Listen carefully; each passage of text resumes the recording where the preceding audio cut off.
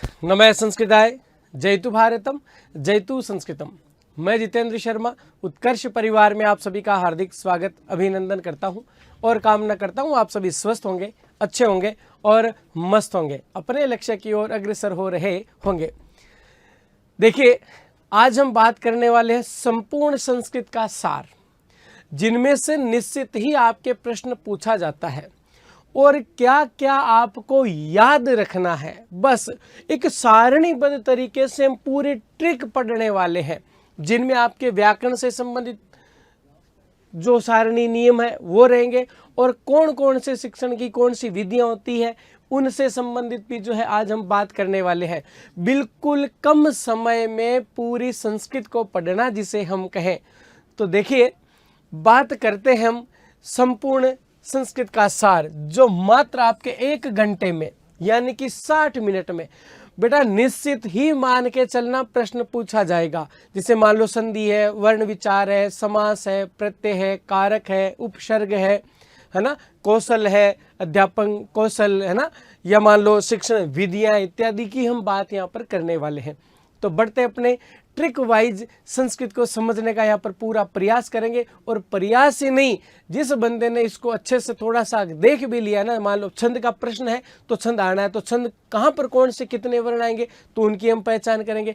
कौन सी संधि में कौन सा चय जय कहाँ पर आ रहा है, या यह वैसे पहले कौन सा वर्ण है, कौन सी संधि है, या का कहाँ ये होता है, इन सभी की हम बात करने वाले हैं। तो श्री गणेश करते हैं, या देवी सर्वभूतेषु विद्या रूपेण संस्थिता, नमस्तस्यै नमस्तस्यै नमस्तस्यै नमो नमः। देखिए,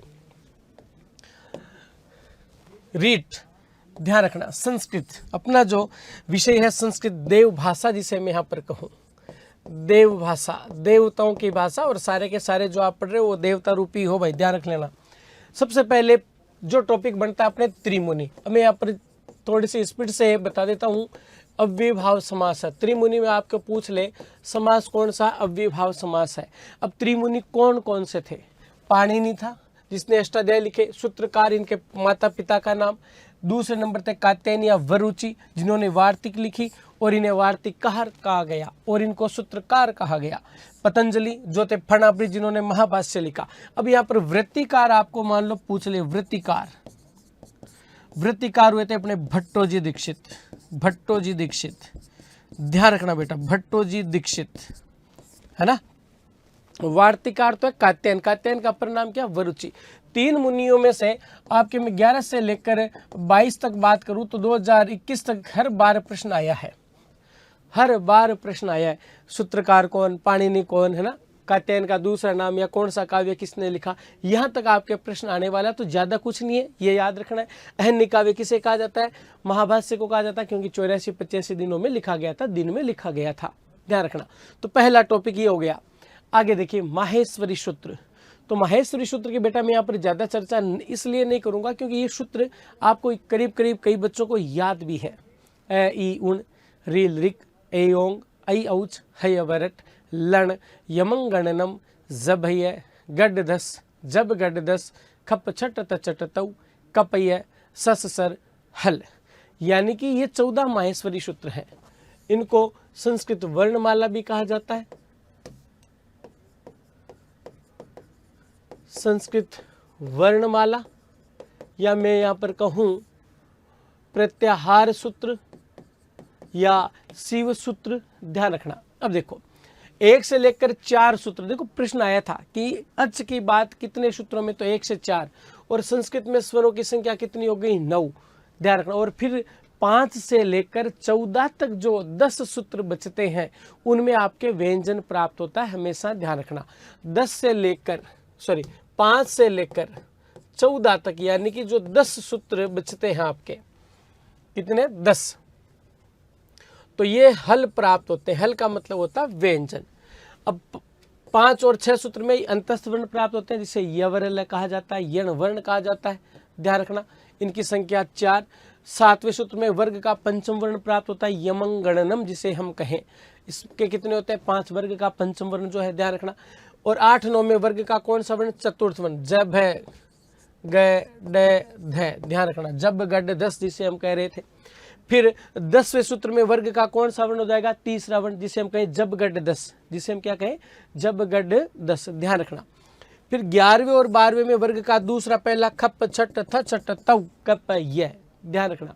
फिर 13वें और 14वें में उष्म वर्ण, जिसे हम कहते हैं सल वर्ण, और ये 2022 में भी प्रश्न आ चुका है आपके। तो इन प्रकार से जो माहेश्वरी सूत्र है 14, उनमें कौन कौन से वर्णों की जो बात की है वह यहाँ पर बताए गए हैं। माहेश्वरी सूत्र भी आपके जो है जोड़ा गया, प्रश्न पूछा गया, तो बेटा इनका भी थोड़ा सा आप विशेष ध्यान रखें।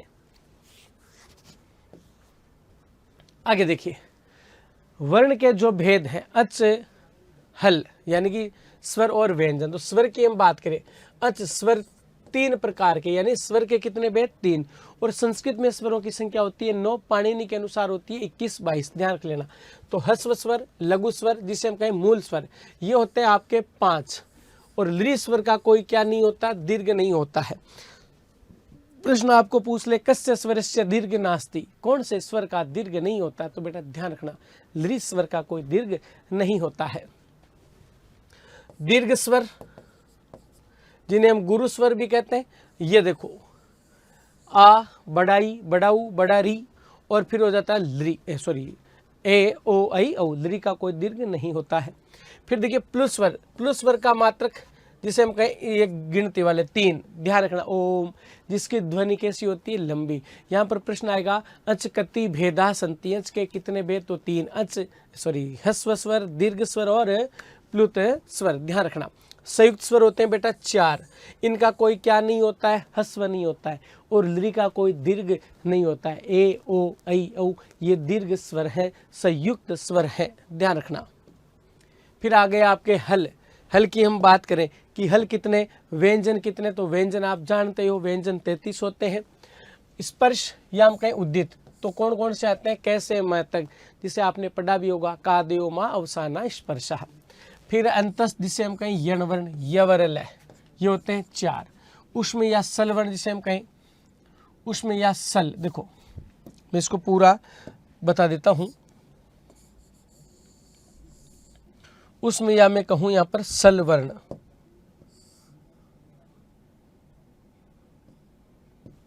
उष्म या कहें सल वर्ण, या हम कहें सल वर्ण, ध्यान रखना।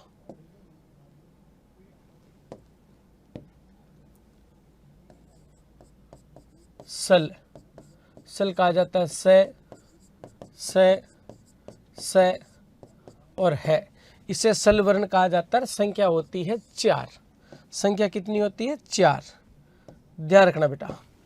फिर आपके अयोगवा, तो अयोगवा कितने होते हैं? ये भी 4 होते हैं। विसर्ग और अनुस्वार, जो नित्य किनके साथ जुड़ते हैं? स्वरों के साथ।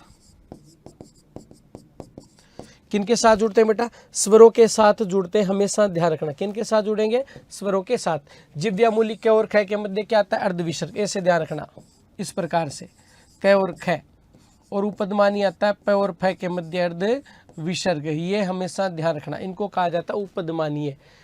क और ख के मध्य जिव्यामूली है और प और फ के मध्य अर्धविसर्ग उपदमानी है।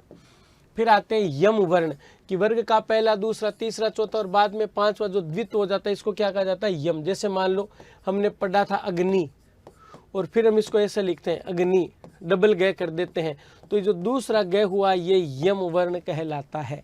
वर्ग का जो पहला, दूसरा, तीसरा, चौथा, ये जो द्वित्व हो रहा है, इसी को हम क्या कहेंगे? यम वर्ण कहेंगे। लेकिन बाद में ध्यान रखना, आना पंचम वर्ण चाहिए।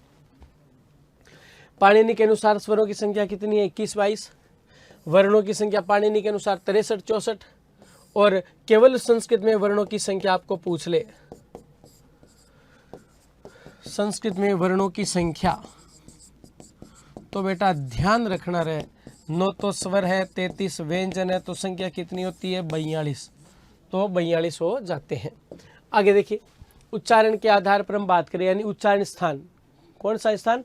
उच्चारण स्थान। बेटा ध्यान रखना, अकु है विसर्जनिया नाम कंठ है, क ख ग ग ग, विसर्ग और है का उच्चारण स्थान कंठ। तालु में आते हैं इचु, ऐसा नाम तालु। तो ये सूत्र भी आप याद कर सकते हो, सूत्रों के माध्यम से भी हम इनको समझ सकते हैं। रिटू रसाना मुर्दा, टू रि ट ठ ड ड अण, ध्यान रखना, र और स। फिर है ऋतु लसानाम दंता, फिर है उपपदमान या नामोष्ठ, ओष्ठ वर्ग जो पै होंगे, बड़ा ऊ छोटा ऊ, ध्यान रखना। नासिका वर्ग का केवल कौन सा वर्ण, पंचम। और अनुस्वार का भी क्या होता है, नासिका। कंठ तालु होता है ए आई, कंठ तालु है होता है ए आई, और कंठोष्ठ होता है ओ और औ, ध्यान रखना। दंतोष्ठ होता है केवल केवल व। उच्चारण स्थान की संख्या पूछ ले तब तो है 7, और पूछ ले पाणिनि के अनुसार उच्चारण स्थान कितने हैं तो 8। ये हो गया आपके उच्चारण स्थान, जिसमें से निश्चित ही आपके प्रश्न पूछा जाएगा। ये बात आप ध्यान रखें। आपको पूछ लिया डे का उच्चारण स्थान तो डे टे वर्ग का है तो मुर्दा, थे का पूछ लेगा तो थे दंत्य है, तय वर्ग का है तो दंत्य हो जाएगा। इस प्रकार से ध्यान रखना है। फिर अब प्रयत्न। प्रयत्न बेटा दो प्रकार के होते हैं, अभ्यंतर और बाह्य। अभ्यंतर और दूसरा होता है बाह्य प्रयत्न यानी कि प्रयास। इस पृष्ठ में आते हैं ये 5 प्रकार का अभ्यंतर। पहला स्पृष्ट जो कैसे मैं तक है, दूसरा ईषद स्पृष्ट जो यवरल है, तीसरे नंबर का ईषद विवृत जो स है। विवृत में आते हैं सारे के सारे स्वर, और समृत में आता है केवल हस्व है प्रयोग दशा में, जिसे कोई शब्द देख करके पूछ ले। बाह्य प्रयत्न उदात अनुदात स्वरित, ये सभी स्वरों का बाह्य प्रयत्न उदात भी होता है, अनुदात भी होता है, स्वरित भी होता है। ये प्रश्न भी जो है पूछा जा चुका है, ये प्रश्न भी पूछा जा चुका है भाई, ध्यान रखना। इसको एक बार समझो वापिस। उदात अनुदात स्वरित ये सारे सभी स्वरों का बाह्य प्रयत्न होगा। आगे देखिए बेटा, अल्प प्राण में कौन कौन से आते हैं तो 1, 3, 5 वर्गाणाम प्रथम तृतीय पंचम यणस्य अल्प प्राण, और यण वर्ण यह वरल है। और बताया था जैसे ही वर्ण का उच्चारण करेंगे तो कम यानी कि जो वायु है कम होगी तो अल्प प्राण, और ज्यादा होगी तो बाह्य या महाप्राण। वर्ग का कौन सा आ जाएगा, दूसरा चौथा स ये हो जाएंगे महाप्राण में। फिर विवार श्वास अघोष जो बचता है ये खर आता है, खर में आता है 1, 2, 3 और तीनों के तीनों से। मान लो 6 पूछ लिया तो 6 विवार भी है, श्वास भी और अघोष भी है, ऐसे याद रखना है वर्ग का पहला दूसरा। फिर संवार नाद घोष जिसे हम कहें हंस, ये होता है वर्ग का तीसरा चौथा पांचवा, यह हम कहें ये वरल है। ध्यान रखना इस है को विशेष ध्यान रखना, ये विवार श्वास अघोष नहीं है, ये संवार नाद घोष है। है यहाँ पर है की गणना नहीं की गई है की गणना यहाँ पर की गई बेटा, ध्यान रखना। फिर आता आपके संधि, वर्ण विचार पूरा हो गया। अब बात हम करेंगे संधि की। तो संधि में ध्यान रखना यण संधि जिसे मैं कहूँ तो यह ई उ री लरी के बाद में कौन सा स्वर आता है असमान, तो ई बराबर तो हो जाता है यह, उ बराबर वह, री बराबर रे और लरी बराबर ल। ध्यान रखना गुण संधि में ए आ के बाद में ई आए, उ आए, री आए, लरी आए तो ए ओ अर और अल का निर्माण। ई मिलेगा तो ए का निर्माण, उ मिलेगा तो ओ का निर्माण। ये आप जानते ही हो, कोई बड़ी भारी बात है नहीं इसमें। वृद्धि संधि आप जानते हो ए आई और औ। और ध्यान रखना बेटा अधिकांशतः जो आपके पेपर में पूछी जाएगी, मैं ये नहीं कहूँगा कि व्यंजन नहीं है, आ सकती है, विसर्ग आ सकती है, लेकिन जो प्रश्न बनता है ये स्वर संधि में से आपके अधिकांशतः चांस बनते हैं आने के। क्योंकि 11 से लेकर 22 तक की हम बात करें तो केवल स्वर संधि का ही प्रश्न वहां पर पूछा गया है। ए ओ ऐ औ के बाद में क्या है स्वर, तो ए बराबर ऐ आदेश, ऐ बराबर आय आदेश, ओ बराबर औ आदेश और औ बराबर आव। ये आप जानते हो एचो एवा याव है। दीर्घ संधि होती है ए आ प्लस समान स्वर आए, आ हो जाएगा बड़ाई बड़ाऊ बड़ारी। पर रूप को ध्यान रखना, अकारांत और अकारांत उपसर्ग जैसे आ गया पराधन ए लियति तो भी यहाँ पर रूप बनेगा परे लयति, और ये पर रूप संधि है बेटा, ध्यान रखना। उपधन ओषति उपोषति प्रधन एजते। फिर आता है आपके पूर्व रूप संधि, ये कहता है कि ए और ओ आए बाद में आए तो ये जहां पर आपको अवग्रह चिन्ह दिखाई दे, अवग्रह चिन्ह, तो वहां पर संधि हो जाएगी पूर्व रूप। प्रकृति भाव संधि कहती दीर्घ इकारांत उकारांत, उकारांत एकारांत द्विवचन में हो और बाद में स्वर आएगा तो कोई परिवर्तन नहीं होगा। जैसे लते धन इमऊ, तो लता शब्द द्विवचन में लते बनता है तो कोई परिवर्तन नहीं होगा, लते इमऊ का इमऊ। ध्यान रखना स्तुत्व स और तयवर के बाद में स और चवर गाए तो ध्यान रखना ये स नहीं है, केवल संकर वाला स है। चय वर्ग आए तो इस स का ये स और तय वर्ग का कौन सा वर्ग हो जाएगा चय वर्ग। और मैं कोष्टक में ऐसे भी लिख लेना डबल चय आए और डबल जय जहां पर आए वहां पर स्तुत्व व्यंजन संधि है। इधर और लिख देता हूं, ध्यान रखना डबल चय और डबल जय, और यहाँ पर डबल टय और डबल डय, ये हो जाएगी आपके स्तुत्व और ये हो जाती है स्तुत्व। ध्यान रखना, ये सतय वर्ग के बाद में सतय वर्ग या सतय वर्ग के बाद में सतय वर्ग, ध्यान रखना कोई सा भी आ सकता है। तो परिवर्तन जो है इससे का यस है और तय वर्ग का टय वर्ग, ध्यान रखना। इनमें थोड़ा विशेष ध्यान रखना, सट धन नाम नवती नगरी, तो टय का भी अण हो जाएगा, न का भी, जैसे हमने पढ़ा भी था सट धन नवती यानी 90, 6 और 90, तो रूप बनता है सन नवती, न का भी क्या हो जाएगा, अणय रूप हो जाता है। सीधे से इनको फॉर्मूले को याद कर लेना, बेड़ा पार है। आगे देखिए जसत्व संधि, ये कह रहा है कै चट वर्ग का पहला, बाद में तीसरा चौथा या यवर लाए या स्वर आए, तो ये जो पहला वर्ण है ये अपने ही वर्ग के कौन से में, तीसरे में। अधिकांशतः आप हिंदी में इस संधि को पढ़ते भी हो, जगत प्लस ईस जगदीश, ऋग प्लस वेद ऋग्वेद, है ना, ध्यान रखना। फिर अनुनासिक, पहले के बाद में पांचवा है, तो पहला अपने वर्ग के पांचवें में, तो डबल पंचम वर्ण जहां पर आ रहा है, पंचम वर्ण जहां पर आएगा वहां पर कौन सी संधि, अनुनासिक, और 2 आने चाहिए, 1 नहीं 2 पंचम वर्ण आने चाहिए। फिर अनुस्वार के बाद यानी मैं के बाद में जो है व्यंजन आएगा, तो इस मैं का क्या हो जाएगा, अनुस्वार हो जाता है। क्या हो जाता है बेटा, अनुस्वार हो जाता है। परसवर्ण है कि अनुस्वार के बाद में 1 2 3 4 है, तो ये अपने वर्ग के पंचम वर्ण में जो 1 2 3 4 है। लत्व में सीधे से ध्यान रखना, एक आधा लय और एक पूरा लय, बस डबल लय जहां पर कहें। यह वैसे पहले अर्धवर्ण आ रहा था, यण संधि मध्य में त्र आ रहा था, यण संधि थी, ध्यान रखना। चय वर्ग में तय दय के बाद में कैपस आए, तो तय और दय बराबर उत्कर्ष तत्पर, है ना, उत्पन्न, ये सारे के सारे इसी के होंगे। छत्व में तय और छय के बाद में चय और छय जहां पर दिखाई दे, और तो गागम में हस्व स्वर होंगे, ए यू विच्छेद परिच्छेद, बाद में छाएगा तो छह से पहले चय कागम। फिर ए के बाद विसर्ग, फिर 3 4 5 ये वरल आ रहा है, तो यहाँ पर ए और उ मिल करके ओ का निर्माण, विसर्ग संधि उत्व विसर्ग, ध्यान रखना। फिर रुत्व और शत्व 3 से होते हैं, ये यहाँ पर लिख दिए हैं। विसर्ग के बाद में चय 6 आएगा, तो इस विसर्ग का संकर वाला षटकोण वाला हो जाएगा, तय आएगा तो सड़क वाला स हो जाएगा, ये विशेष ध्यान रखना। आगे देखिए लोप हो ही रहा है। अब विभाव समास में ध्यान रखना बेटा, प्रति, यथा, उप, अति, अनु, अति, सह, ये शब्द जहां पर दिखाई दे और इसमें कौन कौन सी विभक्ति, सारा का सारा मैटर बताया हुआ है, लेकिन सामासिक पद में ये पद दिखाई देंगे तो अव्ययभाव समास है। इसको ऐसे समझ लो सीधे से, निर आ जाए, अधि आ जाए, है ना, और मुनि, नदी, विश्व और मुनि के योग में यदि नदी के आगे क्या है, संख्यावाची है, क्या है, संख्यावाची, तो भी वहां पर जैसे पंचगंगम, द्विगु समास, सॉरी अव्ययभाव समास होगा। कौन सा होगा, अव्ययभाव, द्विगु नहीं होगा, पंचगंगम, त्रिमुनि, है ना, ध्यान रखना। फिर है तत्पुरुष समास, तो श्रित अतीत पतित गत अत्यस्ति आएंगे तो कर्म तत्पुरुष हो जाएगा। करण में ऊन आ जाए, सम आ जाए, सदृशम, कलय, पूर्व, साधन का अभाव जहां पर है तो वहां पर करण हो जाएगा। संप्रदान में हो जाएगा बलिहित सुरक्षित जहां पर है, या हम कहीं इसको मिश्र कह सकते हैं, मिश्र, ध्यान रखना। बीती, भय, अलग होने का योग जहां पर होगा अपादान। संबंध में काके की, अधिकरण में उत्तर पद में यानी बाद में पट्टू, धूर्त, निपुण, कल्य, वीर, सोंड, जैसे आ गया रणवीर, युद्ध वीर, तो अंत में वीर आया उत्तर पद में, तो तुरंत पता लग जाएगा रण में वीर है तो रणे वीर है, सप्तमी अधिकरण तत्पुरुष समास। न तत्पुरुष समासिक पद में ए और अन दिखाई देगा, तो ए बराबर न और न बराबर स्वर, जैसे आ गया अनिश्वर, तो ए का तो न कर देंगे, न में जो स्वर है न ईश्वर है तो रूप बन जाता है अनिश्वर है, इस प्रकार से। कर्मधार्य में विग्रह में आपको ये दिखाई देगा मह, टाइप किया है बंदे ने, मह और महा, मह और महा जिसे हम कहें,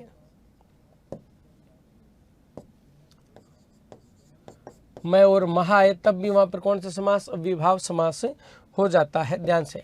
एव का मतलब ही इत्यादि। द्विगु में पहला पद संख्यावाची होगा, और द्वंद्व में 11 से 99 यानी कि जो है अभाज्य हो, और 2 व्यक्तियों की बात की जाए अलग करने पर किसका प्रयोग होगा, चय का और, ध्यान रखना। बहुव्रीहि में तीसरा अर्थी हो जाएगी समास की बात। फिर कर्ता कारक में प्रातिपदिकार्थ, लिंग, परिमाण, वचन, मात्र शब्द के योग में प्रथमा है। कर्म में आप ध्यान रखना उप, अनु, अदि, आंग, उपसर्ग के साथ में वस धातु आए, पहला नियम कर्म कारक। फिर यदि उपसर्ग के साथ में सिंह, स्थिष्ट, आस धातु आएगा तो भी कर्म कारक। फिर ये शब्द आ जाएंगे परितय, वितय, उभयतय, सर्वतय, प्रतिनिक्षा, विना, अधिक, है ना, रुच, ये 16 धातुएं हो जाएगी। इन धातुओं के योग में कर्म कारक होता है। कि भाई ये जहाँ पर आ रही है तो वहाँ पर कर्म कारक का योग होगा। फिर करण कारक सह, साकम, सार्धम, समम, ये शब्द जहाँ पर आएंगे ठीक इससे पहले वाले में तृतीया विभक्ति होगी। अंग विकारी शब्दों के योग में तृतीया होगी। लक्षण से व्यक्ति की क्या हो रही है पहचान की, वह जटाओं से क्या प्रतीत हो रहा है, तपस्वी, तो लंबे बालों से, स जटा भी तापस है ना, ध्यान रखना। संप्रदान में दा धातु आ जाए, रुच धातु आ जाए, फिर शब्द है नमः, स्वस्ति, स्वाहा, स्वधा, अलम, वसट, इन शब्दों के योग में भी। फिर नमः के योग में यदि क्री धातु है, ये 2022 में प्रश्न आया था, नमः के योग में यदि क्री धातु आ रही है तो वहां पर जो कारक होगा कर्म होगा बेटा, ध्यान रखना, क्री धातु आ जाए। क्रोध, दुए, ईर्ष्या, सु आए तो वहां पर संप्रदान कारक है। इस प्रिय के योग में भी चतुर्थी विभक्ति है। और एक बात ध्यान रखना, क्रुद्ध ध्रुव धातु के साथ उपसर्ग होगा तो कर्म कारक है, अभिक्रुद्यति, है ना, ध्यान रखना। अपादान में अलग होने का अभाव होगा। और फिर कौन सी धातुओं की, भी, त्रा, रक्ष, धन, जुगुप्सा, विराम, प्रमाद, ये धातुएं होगी तो अपादान हो जाएगा। नदी का उद्गम आ जाएगा। वही, रिते, विक्रय, ये नील धातु जहाँ पर है, नील धातु है, ये नील क्या है भाई, धातु है, शब्द नहीं है बेटा, ध्यान रखना। संप्रदान में ऊपरी, अध्याय, कृत्य, हेतु शब्द के योग में संप्रदान है, फिर वो समूह के योग में हो जाएगा। अब देखिए प्रत्यय प्रकरण जो सबसे महत्वपूर्ण है और 2 प्रश्न जो है पूछे जाते हैं। तो यहाँ पर समझना है बेटा कि तव्यत में क्या शेष रहेगा, तो ध्यान रखना, पठितव्य, हसितव्य, तव्य शेष रहेगा। अनियर प्रत्यय जाए तो अनिय, पठनीय, चलनीय। अनम अनम जाएगा, ल्युट, गमनम, चलनम, पठनम, हसनम, वदनम, है ना, करणम, भेदनम। णउल में क्या हो जाएगा, अक जोड़ा जाएगा। तुमुन में क्या जोड़ा जाएगा, तुम जोड़ा जाएगा। और मैंने बताया था तुमुन, अक्तवा और लेप, इनसे बनने वाले शब्द अव्यव का निर्माण करते हैं, ये भी ध्यान रखना। किसका निर्माण करेंगे, अव्यव का। अक्तवा में त्वा, फिर संप्रसारण होगी। लेप होगा धातु, पहले उपसर्ग होगा, बाद में धातु, और बाद में क्या हो जाएगा, लेप प्रत्यय हो जाएगा। नियत प्रत्यय में यह होगा जो रिकारांत वाली धातु में सूत्र होता है, रिहल्लोर नियत, जिसे हम कहें रिहल्लोर नियत। बेटा ये सारणी आपके लिए रामबाण साबित होगी, ध्यान रखना। फिर यत में यह जो कहने का मतलब स्वरांत वाली धातु हो जिसके अंत में स्वर आए, ध्यान रखना। क्षत्रिय में अन भी बचता है, अत भी बचता है। पठन, पठत, चलन, चलत, हसन, हसत, रक्षण, रक्षत। अंति, अंत आ जाए तो भी क्षत्रिय है। सानस में आपको मान है, देखो माना, मानम, न के साथ विसर्ग है, ध्यान रखना। फिर अर्थ में न, तय, तय, सत, जन, जन में इनमें सातय, खातय ये हो जाता है। अक्तवतु में तवान, तवती, तवत शेष रहेगा। पठितवान, चलितवान, हसवान, गतवान, हतवान, ध्यान रखना। अक्तीन में टी शेष रहेगा। स्त्रियाम अक्तीन है, ध्यान रखना, इसमें टी जोड़ा जाता है और ती भी जोड़ा जाता है, इसके साथ क्या जाए विसर्ग। और हमेशा ध्यान रखना स्त्रीलिंग शब्दों का निर्माण करता है, स्त्रीलिंग शब्दों का निर्माण, स्त्रीलिंग शब्दों का निर्माण करता है, ध्यान रखना। तल का मतलब ता, किसी शब्द के साथ जुड़े, देवता, मानवता, पटुता, चतुरता, एकता, सुंदरता, ध्यान रखना, यह भी स्त्रीलिंग शब्द का निर्माण करेगा। फिर त्व, त्व में क्या जोड़ा जाएगा, त्वम, पटुत्वम, हसित, पटुत्वम शब्द के साथ है। शुक्लत्वम, मानवत्वम, एकत्वम, है ना। त्वम, त्वम जहाँ पर आएगा त्व प्रत्यय है। तरप में तर, तरातरम, पटुतर, कुशलतर, विष्णुतर, वो तमप में हो जाएगा तमप। मध्यावस्था, अंतावस्था करने का मतलब जो 2 में तुलना की जाएगी तरप है और समूह में तुलना की जाएगी तरप है 2 में और समूह में तमप। ठक में एक आर वर्दी हो जाएगी, सामाजिक, दैनिक, वार्षिक, जो आप हिंदी में एक प्रत्यय पढ़ते हो उसको संस्कृत में ठक प्रत्यय कहा जाता है। मतुप में वत, वान, वती और मत, मान, मती। देखो यहाँ पर ध्यान रखना शब्द आता है हसित, सेव, मान, देखो सेव मान है, मान न आया तब तो यहाँ पर है सानच प्रत्यय और यहाँ पर गया आपके श्रीमान। अब देखो अंतर क्या है, तो ये तो शब्द के साथ है तब तो मतुप, और क्रिया के साथ आ रहा है मान तो वहां पर हो जाएगा सानच, तो वहां पर हो जाता है सानच। टाप में आशेष रहेगा, बालिका, गायिका, है ना, नायिका। गिप में ई और स्त्रीलिंग शब्द का निर्माण। आगे देखिए छंद प्रकरण, जो सबसे महत्वपूर्ण टॉपिक है आपके, ध्यान रखना। सबसे महत्वपूर्ण टॉपिक है। और देखो मैंने उसी की सारणी बनाई है जो निश्चित ही आपके प्रश्न आने वाला है, हमेशा ध्यान रखना, निश्चित ही क्या आएगा, प्रश्न आएगा। अब छंद को हम कैसे समझें, आपके आएगा एक पद्यांश, तो इसमें से आपको बताना कि भाई छंद पूछा जाएगा, अस्मिन् पद्य का छंद है। तो अनुष्टुप छंद की हम पहले बात करते हैं। अनुष्टुप छंद में वर्णों की सबसे पहले ध्यान रखना है, गणना हमें करनी है। गण होते 8, ये गण, मगण, तगण, भगण, रगण, जगण, भगण, नगण और सगण। लय और गा का मतलब होता है लघु और गुरु। अनुष्टुप छंद में कितने वर्ण होंगे, 8 वर्ण होते हैं, ध्यान रखना, जिसमें छठा गुरु होता है, 5वां लघु होता है। इंद्र वज्रा में पहले छंद का प्रश्न पूछते ही आपको सबसे पहले उस श्लोक में वर्ण गिनने हैं। क्या गिनने, वर्णों की जो है गणना हमें करनी है। सबसे पहले बेटा वर्णों की गणना ही हमें वहां पर करनी है, ये ध्यान रखना कि भाई प्रत्येक श्लोक में जो है किस प्रकार से जो है वर्ण आ रहे हैं।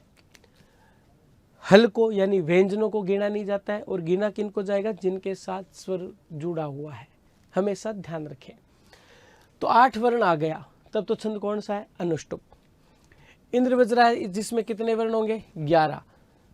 अब 11 वाले 3 है, कैसे पहचान करोगे कि कहां पर इंद्र है, कहां पर उपेंद्र है, कहां पर उपजाति है। तो बेटा ध्यान रखना, इंद्र और उपेंद्र मिलकर के किसका निर्माण करते हैं, उपजाति। इसको मिश्रित छंद भी कहा जाता है, इसको मिश्रित छंद भी कहा जाता है, ध्यान रखना। अब इंद्र वज्र आएगा तो तगण, तगण, जगण और 2 गुरु, इसमें भी क्या 2 गुरु, लेकिन ये आएगा जगण, तगण, जगण। फिर हम एक समान आ रहे हैं ना वर्ण, तो हम उनको गणों के माध्यम से समझाएंगे, ध्यान रखना, गणों के माध्यम से समझना है कि जहां पर 2 तगण, 1 जगण और 2 गुरु आ रहे तो है इंद्र, और जहां पर जगण, तगण, जगण और फिर 2 गुरु आ रहे तो वहां पर हो जाएगा उपेंद्र वज्रा, और दोनों का मिश्रण हो जाएगा उपजाति। जैसे मान लो 4 चरण है प्रत्येक श्लोक में, तो एक चरण तो आ रहा है इंद्र का, 3 किसके आ रहे हैं, उपेंद्र के। हो सकता है 2 उपेंद्र 2 इंद्र, हो सकता है 3 इंद्र और 1 उपेंद्र, या 3 उपेंद्र और 1 इंद्र। तो दोनों छंदों का जो मिश्रित रूप होगा उसे हम क्या कहेंगे, उपजाति। तो 11 वर्ण आते, तुरंत पता लगा लेना कि वहां पर 3 छंद है। तो पहचान इन गणों के माध्यम से अपने को करनी है, तगण, तगण, जगण, और पूरे हो जाएगा जगण, तगण, जगण उपेंद्र में, और इंद्र में हो जाएगा ऊपर वाला। फिर देखो ये भी 3, वंशस्थ, द्रुत विलंबित और भुजंग प्रयातम। ये कह रहा है जतौ जरो, बस इतना याद रखो, जतौ जरो वंशस्थ। जतौ जरो का मतलब हो जाएगा जगण, तगण, जगण और रगण। देखो जगण, तगण, जगण और रगण, इसमें भी वर्ण कितने आएंगे, 12 वर्ण, इसमें भी 12 वर्ण, और इसमें भी कितने, 12 वर्ण वाले कितने, 3। 11 वाले भी 3 थे, और 12 वाले भी कितने हैं, 3 है बेटा, ध्यान रखना। फिर द्रुत विलंबित, इसमें भी 12 वर्ण है, तो ये कहेगा नभौ भरो। केवल इतना ही याद रखना है, नभौ भरो, द्रुत विलंबित, जतौ जरौ वंशस्थ, और 4 गण, यगण, भुजंग प्रयातम। अब ये कह रहा है नगण, भगण, भगण, रगण, तो 12 वर्ण आ रहे हैं, 3 3 6 3 9 4 3 12। हम प्रत्येक 3 वर्णों का जो होता है उसे हम गण के नाम से जानते हैं, ध्यान रखना, उसको हम गण के माध्यम से या गण के नाम से जानते हैं। फिर हो जाएगा आपके वसंत तिलका, देखो सॉरी, भुजंग प्रियातम, जिसमें 4 गण कौन से होंगे, यगण, यगण, यगण, यगण। अब 12 वर्ण आ गए, तो पहचान कैसे करेंगे कि भाई कहाँ पर तो वंशस्थ है, कहाँ पर द्रुत विलंबित है, या कहाँ पर भुजंग प्रियातम है।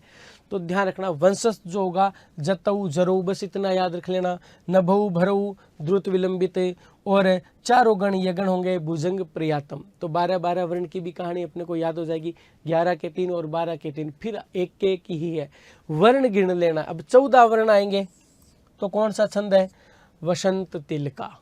14 वर्ण जहां पर आ रहे हैं किसी भी चरण में, 14 वर्ण आएंगे, तो वहां पर छंद होगा वसंत तिलका छंद हो जाएगा। 14 वर्ण होंगे तो कौन सा हो जाएगा, वसंत तिलका। आगे देखिए मालिनी, मालिनी में कितने वर्ण होंगे, 15 वर्ण, 14 वाला तो कौन सा था, वसंत तिल का, और 15 वर्ण आएंगे तो मालिनी, जिसे हम कहेंगे ननमय ये, ननमय ये, नगण नगण मगण यगण यगण, इतना याद रख लो। ननमय ये तो कौन सा है, मालिनी। इतना याद नहीं रहता है तो इतना तो याद कर ही सकते हो कि प्रत्येक चरण में 15 वर्ण आएंगे, तो छंद कौन सा हो जाएगा, मालिनी छंद हो जाएगा। ये ध्यान रखना, कौन सा छंद हो जाएगा, मालिनी छंद हो जाएगा।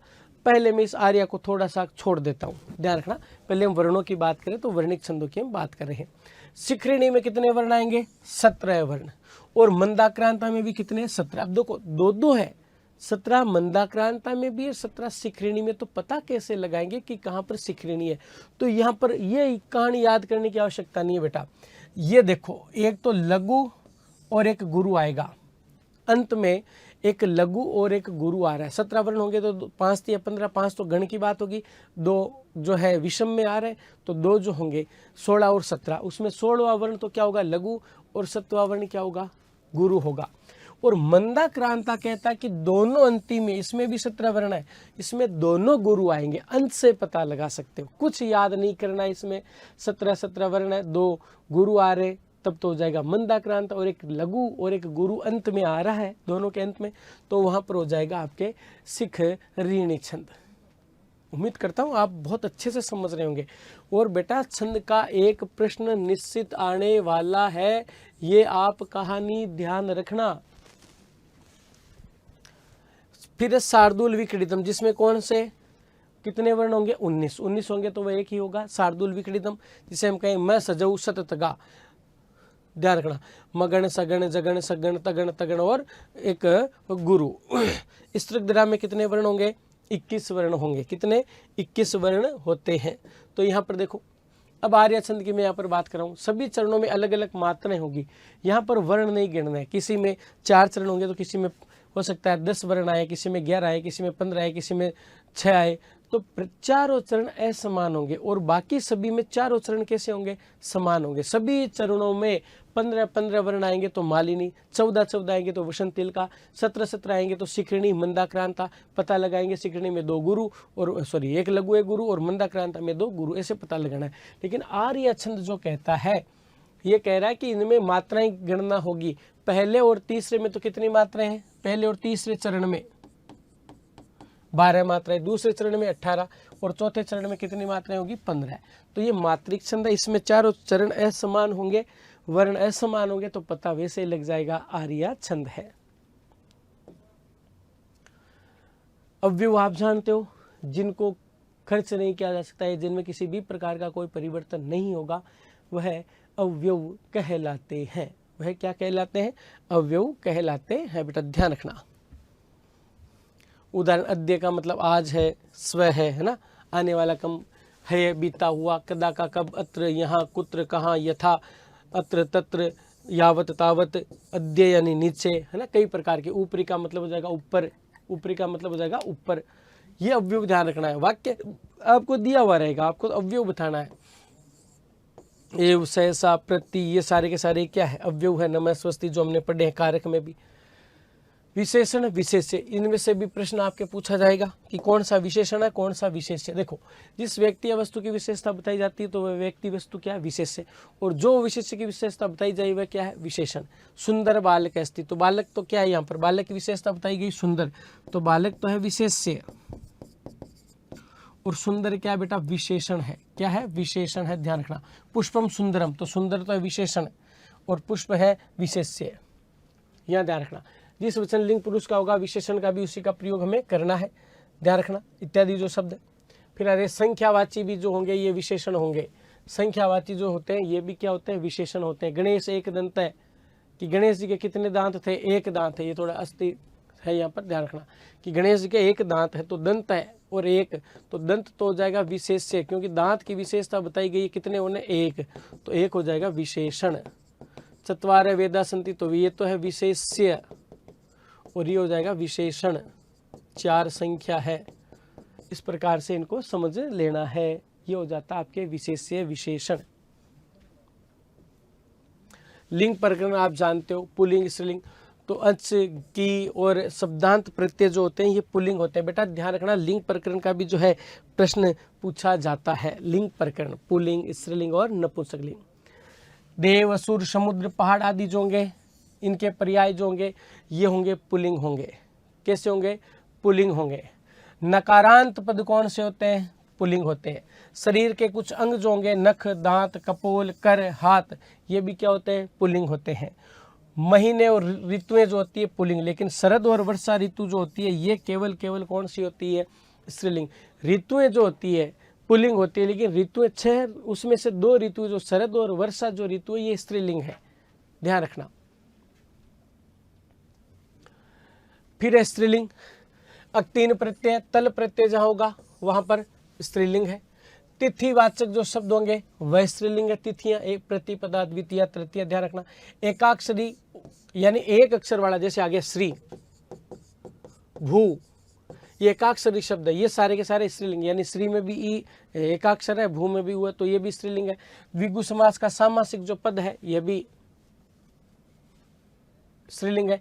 इकारान शब्द स्त्रीलिंग होंगे, बड़ा ई जहां पर लग रहा है। नपुंसकलिंग में त्वय और ल्युट प्रत्यय जो होंगे नपुंसकलिंग। पठनम, चलनम, शतम, सहस्त्र नपुंसकलिंग है।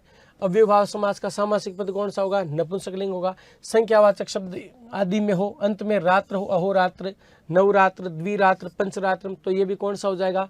आपके नपुंसकलिंग रूप हो जाता है। अब हम बात करने वाले हैं शिक्षण विधियों की। सबसे पहले है भाषा कौशल। बेटा इस कक्षा को जिसने अच्छे से देख लिया, समझ लिया, शब्दों को पकड़ लिया ना, तो मान के चलिए ये बहुत ही उपयोगी रहने वाली है। और एक बार मैं यहाँ पर लिख देता हूँ, ये बहुत ही आपके लिए रामबाण साबित होने वाली है। ध्यान रखना, कौन सी कक्षा साबित होगी? रामबाण कक्षा साबित होगी, ध्यान रखना बेटा।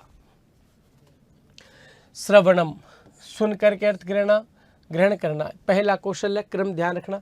ध्वनि विज्ञान, ग्रहणात्मक बुद्धि, प्रमुख साधन होता है गुरुमुखी, ध्यान रखना। भाषणम, मौखिक अभिव्यक्ति होगी, साधन होगा अनुकरण और अभ्यास।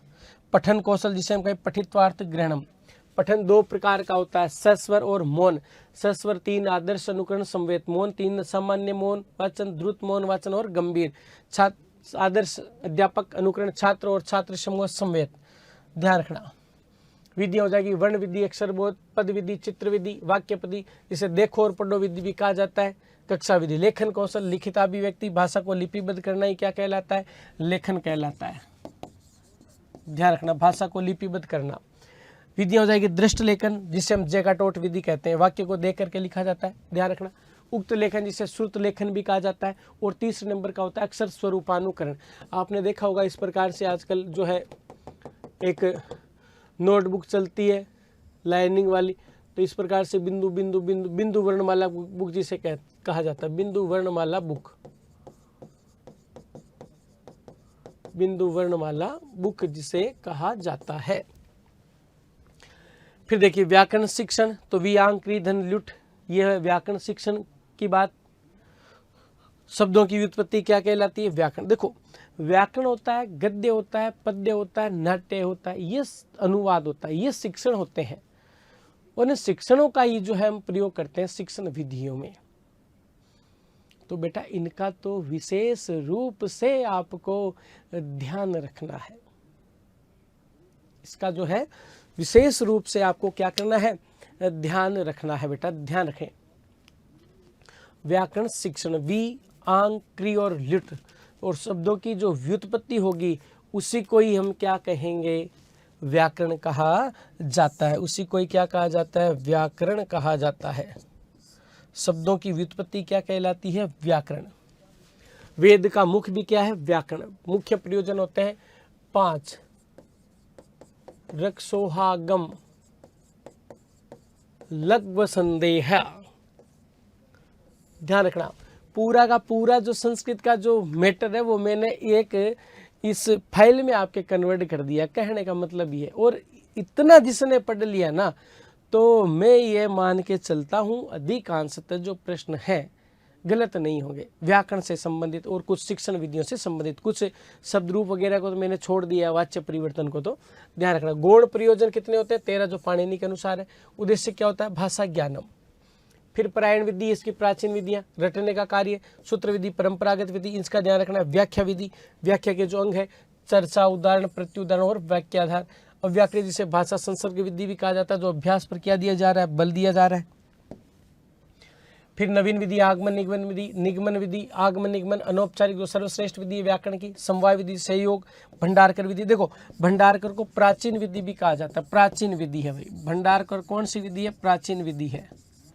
कई बार प्राचीन में भी है, तो मैं इसको यहाँ पर प्राचीन में भी लिखवा देता हूँ। भंडारकर या व्याकरणानुवाद विधि, व्याकरणानुवाद विधि।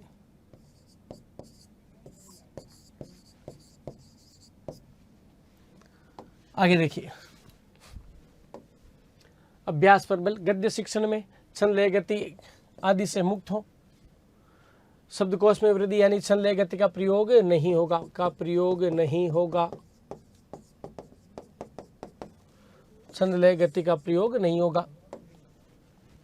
उद्बोधन या अर्थबोध विधि, प्रवचन विधि, अनुवाद, परिभाषा, टीका और कोश। प्रवचन विधि 4 उपविधियां होती है जिसे हम कहते हैं अपटीकौ। ये 4 जो होती है इसकी उपविधियां हैं। कौन सी विधि है? उपविधियां। स्पष्टीकरण भी 4 प्रकार का है। व्युत्पत्ति, वाक्य प्रयोग, तुलना और प्रसंग, अंत कथा जिसे हम कहें। फिर पद्य शिक्षण, एक 4 नंबर प्रश्नोत्तर विधि से संवाद विधि भी कहा जाता है। सुकराती विधि भी जिसे हम कहते हैं। वाद विवाद विधि भी इसे हम कह सकते हैं। उद्देश्य रसानुभूति या हम कहें आनंदानुभूति। विधियां दंडान्वय विधि, खंडान्वय विधि, विषय वस्तु का ज्ञान। और पद्य शिक्षण की सर्वश्रेष्ठ विधि है खंडान्वय विधि, ध्यान रखना। तीसरे गीत विधि जो प्राथमिक स्तर के लिए है, प्राथमिक स्तर। अर्थबोध, व्यास विधि, व्याख्या विधि, तुलना विधि, समीक्षा विधि, टीका विधि, कोश विधि। पाठ्योज का प्रमुख सोपान होता है सस्वर वाचन। नाट्य शिक्षण कायिक, सात्विक, वाचिक और आहार्य। ध्यान रखना, अंग जो होता है नाटक, अभिनय जो होता है ये 4 प्रकार का। अभिनय विधि 2 प्रकार का, अभिनय 4 है। भरत मुनि ने 3 उद्देश्य बताए, कल्याणकारी, विश्रांति, विनोद। विधियां आदर्श नाट्य विधि अध्यापक के द्वारा, कक्षा विनय, रंगमंचाभिनय, व्याख्या विधि, समवाय विधि जो सर्वश्रेष्ठ विधि है। प्रमुख सोपान होता है अभिनय। प्रमुख सोपान क्या होता है? अभिनय। फिर अनुवाद शिक्षण, पुस्तक विधि, द्विभाषा विधि और तुलना अव्यवकृत विधि। तो ये कुछ विधियां थी। अब देखिए कौशल, और आप सब जानते हो फ्रोबेल ने कौन सी विधि लिखी, या किंडरगार्टन विधि, कौशलों की जो होती है वो विधियां भी आपने पढ़ी है और बहुत अच्छी तरीके से आपने पढ़ी है। अब यहाँ पर मैं कुछ बात करूंगा वाच्य परिवर्तन की, जिसमें से निश्चित ही आपके प्रश्न आने वाला है। ध्यान रखना, वाच्य परिवर्तन। तो मैं यहाँ पर ऐसे लिख देता हूं इनको, कर्तृवाच्य, फिर है कर्मवाच्य, कर्मवाच्य, और फिर है भाववाच्य। बेटा ध्यान रखना, एक प्रश्न निश्चित इसमें से पूछा जाएगा। तो ये सारणी याद रखना कि कर्तृवाच्य में कर्ता कौन सी विभक्ति का है, कर्म कौन सी विभक्ति का है ना। ये विशेष ध्यान अपने को रखना है। जैसे किसी भी वाक्य में पहला क्या होगा? कर्ता। तो कर्तृवाच्य में कर्ता कौन सी विभक्ति का? प्रथमा विभक्ति। वि का मतलब विभक्ति। कर्तृवाच्य में कर्म होता है द्वितीया विभक्ति। फिर है क्रिया, ये होती है कर्ता के अनुसार।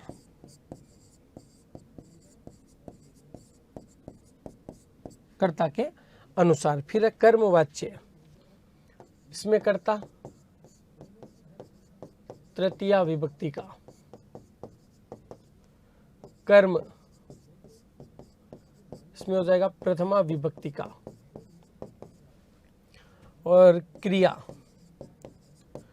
क्रिया यहां पर जो होगी कर्म के अनुसार होगी। कर्म यदि एक वचन का तो क्रिया एक वचन की, कर्म द्विवचन का तो द्विवचन की, और कर्म यदि बहुवचन का तो बहुवचन की। क्रिया जो होगी किसके अनुसार होगी, कर्म के अनुसार, कर्म के अनुसार। फिर अब भाववाच्य, इसमें कर्ता जो होगा तृतीया का होगा, सबसे सरल वाच्य है ये। कर्म इसमें होता ही नहीं है, केवल कर्ता और क्या रहेगी, क्रिया रहेगी। कर्ता और क्या रहेगी, क्रिया। केवल प्रथम पुरुष एक वचन की होगी, एक वचन। कहूँ मैं यहाँ पर लिख दूँ गम्यते, है ना, हस्यते, पठ्यते इत्यादि जो है एक वचन की क्रिया है। कर्म नहीं होना चाहिए, कर्म होगा तो कर्मवाच्य हो जाएगा। जैसे मैं एक एक तीनों के उदाहरणों की बात करता हूँ। जैसे आ गया राम विद्यालयम गच्छति, ये वाच्य है कर्तृवाच्य। कौन सा वाच्य है, कर्तृवाच्य है। ध्यान रखना, क्योंकि राम यहाँ पर प्रथमा विभक्ति का है। अब बदलेगा किसमें, कर्म में। क्यों बदलेगा, क्योंकि राम विद्यालय को जाता है, कर्म यहाँ पर आया हुआ है विद्यालयम, और द्वितीय विभक्ति है, क्योंकि कर्तृवाच्य में कर्म द्वितीय का। कर्मवाच्य में बदलेंगे तो राम की विभक्ति हो जाएगी तृतीया में, तो बन जाता है रामेण, क्योंकि कर्मवाच्य में जो कर्ता है ये कौन सी विभक्ति का हो जाएगा, तृतीया विभक्ति का रूप हो जाता है। कौन सी विभक्ति का, हाँ, तृतीया विभक्ति का रूप हो जाता है। विद्यालय का बन जाता है विद्यालय है, विद्यालय है। और गच्छ जो है ये किस में बदल जाती है, गम में, तो रूप बन जाता है गम्यते। ये बन जाएगा आपके कर्म वाच्य। अब मान लो मैं एक कर्तरी से कर्म या भाव की बात करूं, जैसे मान लो आ गया लता क्रीडति, लता खेलती है, ये कर्तृवाच्य है, कर्तृवाच्य है। अब यहाँ पर कर्म में बदलेंगे, क्योंकि भाव में बदलेंगे, कर्म नहीं है, भाव में बदलेंगे। तो भाववाच्य में कर्ता कौन सी का, तृतीया का। देखो यहाँ पर भी कर्म में तृतीया का, लेकिन कर्म आया हुआ है। विद्यालय एक वचन है तो एक गम्यते, दो होते तो गम्यते, और विद्यालय होता तो गम्यन्ते बन जाता। अब यहाँ पर लतया, तृतीया रूप हो जाएगा लतया, और क्रीड्यते, चाहे कितनी लते, दो हो, तीन हो, चार हो, कोई सा भी हो, क्रीड्यते हो जाएगा। तो ये वाच्य कौन सा हो जाता है, भाववाच्य। कौन सा हो जाता है, भाववाच्य। ये बात हो गई बेटा आपके वाच्य परिवर्तन की। अब मैं कुछ शब्द रूप की बात कर लेता हूं। शब्द रूप पहचानना है तो पहले मैं बात करूंगा पुल्लिंग। किसकी बात करूंगा, पुल्लिंग, अकारांत। ध्यान रखना, मैं जहां पर दिखाई दे, एन जहां पर दिखाई दे, तो मैं तो है द्वितीया, एक वचन। एन जहां पर दिखाई दे, तृतीया, एक वचन। फिर आय जहां पर दिखाई दे, यह चतुर्थी, एक वचन। आत दिखाई दे, पंचमी, एक वचन। स्य दिखाई दे, षष्ठी, एक वचन। और केवल ए दिखाई दे, सप्तमी, एक वचन। अब देखो, इकारांत उकारांत, इकारांत और उकारांत पुल्लिंग, हरि हो, कवि हो, है ना, और गुरु हो, भानु हो। जैसे आ गया यहाँ पर वही मैं, द्वितीया, ध्यान रखना, ना या ना तो तृतीया। फिर आ जाए यही, ये हो जाएगा चतुर्थी। ध्यान रखना, ए है, ए है। इकारांत में ही ए होगा, उकारांत में ओ होता है, ये पंचमी, ये हो जाएगा षष्ठी। और ध्यान रखना, औ जहां पर होगा ये हो जाएगा सप्तमी। अब बात हम करें उकारांत की, तो वही मैं है, ये द्वितीय है। और फिर आ जाए ना और ना, ये तृतीया हो जाएगी, ना और ना, गुरुणा, ये तृतीया हो जाएगी। फिर हो जाएगा वे, अब ये के स्थान पर क्या रख दो, वह रख दो, ये हो जाएगी चतुर्थी। ओ होगा, ये हो जाएगी पंचमी। ओ होगा षष्ठी, पंचमी षष्ठी का एक वचन एक समान होता है, बताया हुआ है। फिर आ जाए आपके औ, तो भी ये कौन सी हो जाएगी, सप्तमी। ये हो जाती है आपके पुल्लिंग शब्दों की बात। यह के स्थान पर वह कर रहे हैं ना, तो वह उकारांत हो जाएगा, और ये जहाँ होगा ये इकारांत, हरि कवि है ना, कवये कवे कवे कव्वो, ध्यान रखना। अब आप बात करेंगे हम स्त्रीलिंग।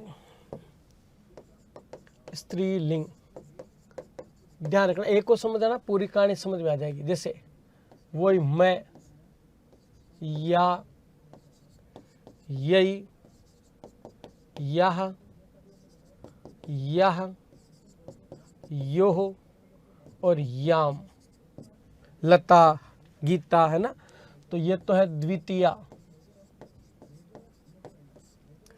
ये हो जाती है आपके तृतीया का एक वचन, ये भी तृतीया का एक वचन। देखो डबल मात्रा जा रही है ना, डबल मात्रा, तो ध्यान रखना स्त्रीलिंग है, ये के साथ में डबल मात्रा है, तो चतुर्थी का एक वचन। या के साथ विसर्ग नहीं है, तृतीया का एक वचन है, और या के साथ विसर्ग है तो पंचमी, पंचमी एक वचन, षष्ठी एक वचन। यो आ रहा है तो षष्ठी और सप्तमी विभक्ति का द्विवचन,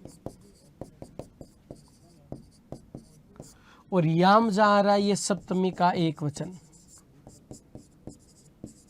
ऐसे भी आप इनको समझ लो, पूरे शब्द रूप याद करने की आवश्यकता नहीं है, इनको एक बार नजर देख लेना, कहने का मतलब कि हाँ याम यहाँ आ रहा है, सप्तमी है, ये आ रहा है, चतुर्थी है, यही आ रहा है, डबल मात्रा तो स्त्रीलिंग है, एक मात्रा है तो पुल्लिंग है। ध्यान रखना, ये के साथ एक मात्रा तो पुल्लिंग की बात करेगा, हर ये कवये है ना, गुरवे, ये ऊ का हो जाएगा वह है ना। इसी प्रकार से, इसे मान लो नदी की हम बात करें, नदी तो रूप बनता है नद्यई, तो स्त्रीलिंग है, ये आ रहा है चतुर्थी का एक वचन।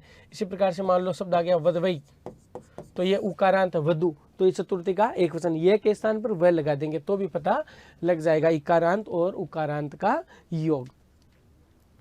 तो बेटा ये थे अपने राम बाण के प्रश्न, और मैं पुनः आपको कह रहा हूं, इस कक्षा को आप थोड़ा सा सीरियस होकर समझें। अपनी जो आपने नोट्स बना रखे हैं उनको सामने रखना, उनको सामने रखना, और फिर इसी के आधार पर उनके अंडरलाइन करते रहना।